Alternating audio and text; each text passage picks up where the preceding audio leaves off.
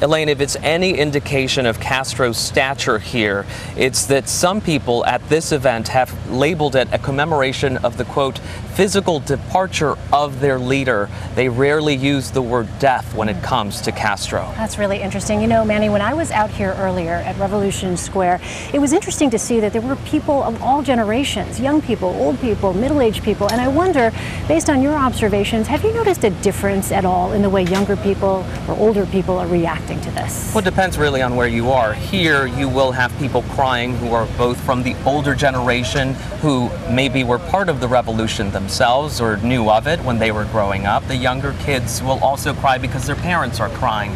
But we were at a soccer match the other day where the teenagers stopped to have a moment of silence, but they themselves said while they respect him and they feel that they've lost something here, they didn't have quite the reaction that their parents or grandparents did. So there are, of course, questions about going forward with this country, what that younger generation will do when it comes to new ideas possibly, and when it comes to this regime, what they'll do. You know, I wonder, as they test out the sound system behind us, apologies for that noise, but there are some giant screens, probably can't see them, but they have just illuminated those giant screens behind us in preparation for further ceremonial events. But Manny, one of the other things I noticed is that when I talked to some of the folks in the crowd, there seemed to be a little bit of reluctance to talk to journalists, and I wonder what you'd been able to observe, if there were any people who were at all critical in any way of Fidel Castro. Definitely not here. There are people who said that they do appreciate that there are other people, and in many ways they're referring to Cuban exiles who have a difference of opinion when it comes to this regime